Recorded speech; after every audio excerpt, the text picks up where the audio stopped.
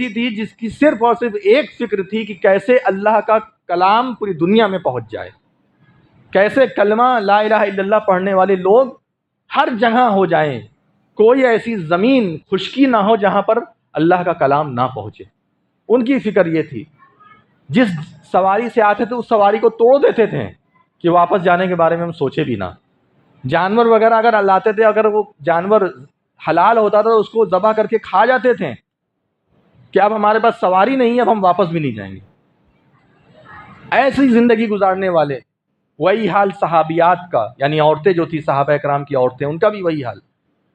کتنے واقعات ہیں، میں ٹائم بھی ختم ہو گیا، اس میں کتنا واقعہ بیان کر سکتے ہیں، یہ سب تو پڑھنے کی چیزیں ہیں، لیکن ان لوگوں کے بارے میں جو ہمارا نظریہ ہے وہ بہت غلط ہوتا چلا جا رہا ہے۔ ہم لوگوں کا نظریہ صحابہ اکرام کے بارے میں بہت احتیاط کی ضرورت ہے، ان کے فضائل کو سامنے رکھیے۔ اللہ تعالیٰ فرماتا ہے لا یستوی منکم من انفق من قبل الفتح وقاتل اولئک اعظم درجۃ من الذین انفقوا من بعد وقاتلوا وکلا وعد اللہ الحسنی۔ صحابہ اکرام میں بھی درجات ہیں، بعض صحابہ ایسے تھے جو شروع میں ایمان لائے تھے، اور بعض ایسے ہیں جو بعد میں جب حالات اچھے ہو گئے تب ایمان لائے تھے، تو دونوں میں اللہ تعالیٰ نے فرق کیا۔ اب سوچئے کہ جو لوگ پہل ایمان لائے، جیسا میں سابقون الاولون کے بارے میں آپ کو بتایا، اللہ تعالیٰ فرماتا ہے جن لوگوں نے فتح مکہ سے پہلے ایمان قبول کیا اور فتح مکہ سے پہلے اللہ کی راہ میں خرچ کیا ہے، وہ فتح مکہ کے بعد ایمان لانے والوں کے برابر نہیں ہو سکتے، کیونکہ فتح مکہ کے بعد ایمان لانا بڑا آسان ہو گیا تھا، اور فتح مکہ کے پہلے چمڑی ادھیڑ دی جاتی تھی ایمان لانے کی وجہ سے، خرچ کرنے میں بڑے مسائل ہوتے تھے۔ فتح مکہ کے بعد تو سب مسلمانوں کا ہو گیا، سب حکومت مسلمانوں کی، کون بولے گا، کون تکلیف دے گا، اور دھیرے دھیرے سارے یعنی یہ رزق کے بڑے بڑے ذریعے کھل گئے مسلمانوں کے لیے جو کہ پہلے بند تھے۔ تو اللہ تعالیٰ فرماتا ہے کہ اس وقت جن لوگوں نے خرچ کیا وہ زیادہ اعظم درجہ، ان کا درجہ بہت بلند ہے۔ تم دونوں برابر نہیں ہو سکتے، فتح مکہ کے بعد والے اور پہلے والے برابر نہیں۔ ہاں وَكُلًّا وَعَدَ اللَّهُ الْحُسْنَى، سب کے ساتھ اللہ تعالیٰ کا اچھا وعدہ ہے، یعنی یہ نہیں کہ بعد والے جو ہیں ان کو اللہ تعالیٰ نے کچھ عذاب دینا ہے، نہیں، سب کے ساتھ اچھا وعدہ ہے، یہ ہے وَكُلًّا وَعَدَ اللَّهُ الْحُسْنَى۔ تو یہ ہے میرے بھائیوں صحابہ اکرام کے متعلق، اس پر ہمیں سمجھنا ہے۔ رہی بات منہج کی، چونکہ ہمارے عنوان کا ایک چھوٹا سا حصہ منہج بھی تھا، تو صحابہ اکرام کو ہمیں سمجھنے کے ساتھ ساتھ صحابہ اکرام کے منہج پر بھی ہمیں دھیان دینا ہے۔ ایسا نہ ہو کہ ہم لوگ صحابہ اکرام کو ماننے میں بھی غلو کر جائیں۔ دیکھیے ایسا ہوتا ہے، ایک طرف لوگ گالیاں دینے والے ہوتے ہیں اور ایک طرف اتنے، جسے اندھ بھکت آپ لوگ کہہ سکتے ہیں بلائنڈ بلیور، تو اتنے ایسے ہوتے ہیں کہ آپ یہ سمجھ جائیے کہ پھر وہ محبت میں غلو کرنے لگتے ہیں، پھر نبی کی توہین کرنے لگتے ہیں۔ ایسا بھی نہیں ہونا چاہیے۔ ایک مرتبہ نبی صلی اللہ علیہ وسلم نے ایک جماعت روانہ کی کسی کام سے، اس میں ایک صحابی کو اپنا امیر بنا دیا، نہیں جماعت کا امیر، اپنا امیر نہیں بلکہ جماعت کا امیر بنا دیا، اور کہا کہ جاؤ ان کی قیادت میں۔ گئے وہاں، کسی وجہ سے لے کر کے جھگڑا ہو گیا، تنازع ہو گیا، تو وہاں جانے کے بعد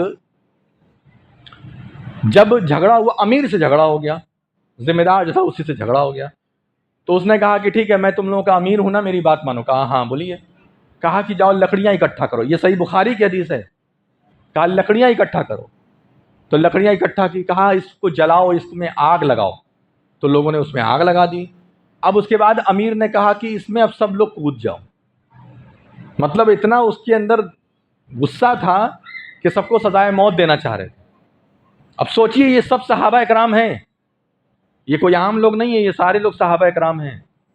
اس کے بعد کچھ لوگوں نے کہا چلو بھائی کودا جائے، کچھ نے کہا کہ کیسے کودیں گے، یہی آگ ہے جس سے بچنے کے لیے تو ہم ایمان لائے ہیں، مسلمان ہوئے ہیں، اور یہ کہتے ہیں اسی آگ میں کود جاؤ، ہم نہیں کودیں گے، اور اس مسئلے کو ہم نبی صلی اللہ علیہ وسلم کے سامنے رکھیں گے۔ پھر جب لوگ واپس گئے وہاں نبی صلی اللہ علیہ وسلم کے سامنے اس مسئلے کو رکھا گیا، تو اللہ کے رسول صلی اللہ علیہ وسلم نے معلوم ہے کیا کہا؟ کہا اگر تم لوگ اس آگ میں کود جاتے تو ہمیشہ ہمیشہ اسی آگ میں رہتے، یعنی جہنم میں چلے جاتے ہمیشہ کے۔ کیا پتہ چلا اس حدیث سے؟ پتہ یہ چلا کہ صحابہ اکرام سے غلطی کا امکان ہوتی ہے، اور ہم لوگوں کو شریعت ماننے کے معاملے میں نبی صلی اللہ علیہ وسلم کو پرائرٹی دینا ہے۔ یہ ہمیں سمجھ میں آتا ہے نا. نمبر 1 کون ہے اطاعت کے معاملے میں؟ اللہ، اس کے رسول صلی اللہ علیہ وسلم.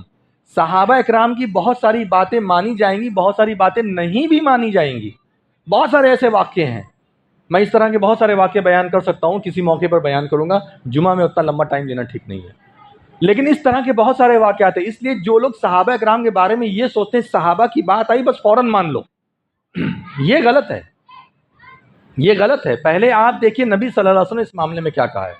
کیونکہ صحابہ اکرام کے بیچ میں جب جھگڑا ہوتا تھا تو معاملہ نبی کی حدیث سے حل ہوتا تھا.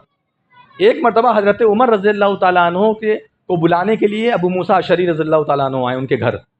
دستک دی، نہیں آئے. 3 مرتبہ آواز دی، دربان جا کے بول رہا تھا لیکن بلا نہیں رہے تھے. پھر اس کے بعد وہ چلے گئے. 3 مرتبہ کے بعد 3 مرتبہ دستک دی، چلے گئے. اس کے بعد عمر رضی اللہ عنہ نے فرمایا کہ جاؤ ان کو بلا لاؤ. وہ جب باہر آئے کہا دیکھ غائب ہو گئے. کہا جاؤ پکڑ کے لے آؤ. کہاں گئے؟ جب گئے ابو موسیٰ اشعری رضی اللہ تعالیٰ عنہ کو بلا کر لائے تو عمر رضی اللہ عنہ نے فرمایا تم کہاں چلے گئے تھے؟ میں تمہیں بلانے والا تھا. بولے نہیں، میں نے 3 مرتبہ اجازت مانگی، آپ نے اجازت نہیں دی. اور یہ حدیث ہے نبی صلی اللہ علیہ وسلم کی کہ 3 مرتبہ سے زیادہ کسی کے دستک نہیں دینا ہے. اگر 3 مرتبے میں آ جائے کوئی تو ٹھیک ہے، 4تھی بار دروازہ نہیں پیٹنا ہے. تو جب یہ ہوا تو حضرت عمر رضی اللہ تعالیٰ نے فرمایا کہ یہ حدیث تو میں نے نہیں سنی ہے نبی صلی اللہ علیہ وسلم سے. کہاں سے تم نے یہ سنا؟ اگر تم اس پر گواہ نہیں پیش کرو گے، ثابت کرو کہ یہ نبی کی حدیث ہے، اگر تم اس پر گواہ پیش نہیں کرو گے تو ہم تمہیں سزا دیں گے. اب سوچئے عمر رضی اللہ عنہ بھی صحابی ہیں اور ابو موسیٰ اشعری بھی صحابی ہیں، دونوں صحابی ہیں، لیکن مان نہیں رہے ہیں. کہے دلیل پیش ہو. دو دوڑے دوڑے گئے اور اس کے بعد وہاں بہت سارے صحابہ کرام مسجد نبوی میں بیٹھے تھے. کہا ایسا ایسا معاملہ ہو گیا، گواہی چاہیے. تو اس میں جو ہے 2 صحابی کھڑے ہوئے، انہوں نے کہا کہ ہاں میں نے بھی یہ حدیث نبی صلی اللہ علیہ وسلم سے سنی ہے. ان لوگوں نے جا کر کے گواہی دی عمر رضی اللہ عنہ کو. تب عمر رضی اللہ تعالیٰ عنہ خاموش ہوئے اور ٹھنڈے ہوئے. کیا پتہ چلا؟ صحابہ اکرام رضوان اللہ علیہم اجمعین کی سب باتیں نہیں، بلکہ صحابہ اکرام کا منہج یہ تھا کہ پہلے ہم نبی کی حدیث پر عمل کریں گے، ہاں جب نبی کی حدیث نہیں ملے گی تب آگے ہم کسی چیز پر جائیں گے. تو صحابہ اکرام کا منہج یہ بھی واضح ہے، یہ الگ ٹاپک ہے. تو امید ہے کہ آپ لوگوں کو ہماری باتیں سمجھ میں آئی ہوں گی. تو صحابہ اکرام کی عزت کیجیے، ان کا احترام کیجیے، ان کے بارے میں بولنے سے بچیے. اور منہج جو تھا ان کا یہی تھا کہ نبی صلی اللہ علیہ وسلم فرسٹ، اللہ اس کے نبی صلی اللہ علیہ وسلم پہلے، اس کے بعد ہی کوئی ہے. اس لیے ان چیزوں پر بھی دھیان دیجیے. یہ نہیں کہ صحابی نے اگر کوئی بات بول دی بس تم صحابی کو نہیں مانتے ہم صحابی کو مانتے، ایسا نہیں ہونا چاہیے. اب جیسے اس مسجد میں ایک اذان ہوئی ہے جمعہ کی، تو نبی صلی اللہ علیہ وسلم نے ایک اذان دی ہے جمعہ میں. یہ ہوتا تھا ابو بکر رضی اللہ عنہ کے زمانے میں بھی یہی ہوتا تھا، اور اسی طریقے سے عمر رضی اللہ عنہ کے زمانے میں بھی یہی ہوتا تھا. عثمان رضی اللہ عنہ نے کسی مقصد کے تحت یہ کیا، یہ نہیں کہ انہوں نے پرماننٹ قیامت تک کے لیے قانون بنا دیا تھا.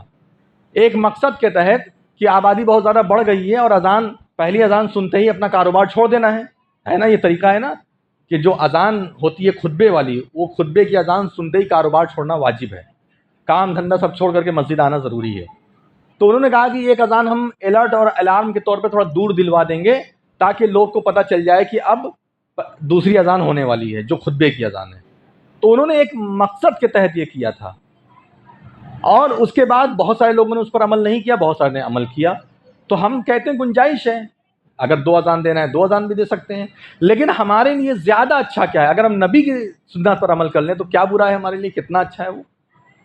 تو میرے بھائیوں کہنے کا مطلب یہ ہے کہ صحابہ اکرام رضوان اللہ علیہم اجمعین کا منہج سمجھیے، مین مرکزی ٹاپک سمجھیے کہ صحابہ اکرام بھی نبی کی حدیث کو پہلے دیکھتے تھے، اس پر عمل کرتے تھے. یہی ہمارا بھی منہج ہونا چاہیے. صحابہ اکرام کا منہج یہ نہیں تھا کہ کسی صحابی نے کچھ بول دیا اور پورے اسی کے پیچھے پیچھے چل دی، یہ منہج نہیں تھا. اللہ تبارک و تعالی ہم لوگ کہنے سننے سے زیادہ عمل کرنے کی توفیق عطا فرمائے. اللہ تبارک و تعالی ہم لوگوں کو قرآن اور احادیث کی تعلیمات کے مطابق چلنے والا بنا. اللہ تبارک و تعالی ہم لوگوں کو ایک کر دے، نیک کر دے، متحد کر دے. جب تک ہم لوگوں کو اس دنیا میں زندہ رکھ، اسلام اور ایمان پر زندہ رکھ، اور جب ہماری وفات کا وقت آئے تو ہمارا خاتمہ بالخیر فرما. کلمہ شہادت لا الہ الا اللہ محمد رسول اللہ بے وفات عطا فرما. آمین یا رب العالمین. وآخر دعوانا ان الحمد للہ رب العالمین.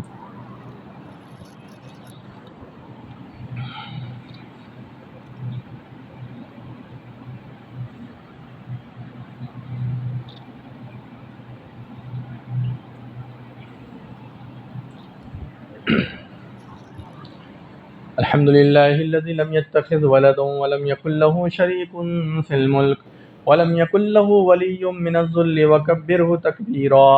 الله أكبر لا إله إلا الله والله أكبر ولله الحمد.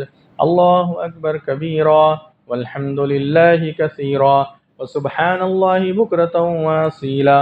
أما بعد فأعوذ بالله من الشيطان الرجيم. بسم الله الرحمن الرحيم. إن الله وملائكته يصلون على النبي يا أيها الذين آمنوا صلوا عليه وسلموا تسليما. اللهم صل على محمد وعلى آل محمد كما صليت على إبراهيم وعلى آل إبراهيم إنك حميد مجيد. وبارك على محمد وعلى آل محمد كما باركت على إبراهيم وعلى آل إبراهيم إنك حميد مجيد. عباد الله رحمكم الله، إن الله يأمر بالعدل والإحسان وإيتاء ذي القربى وينهى عن الفحشاء والمنكر والبغي يعظكم لعلكم تذكرون. اذكروا الله عزيز الجليل يذكركم ودعوه يستجب لكم ولذكر الله أكبر والله يعلم ما تصنعون.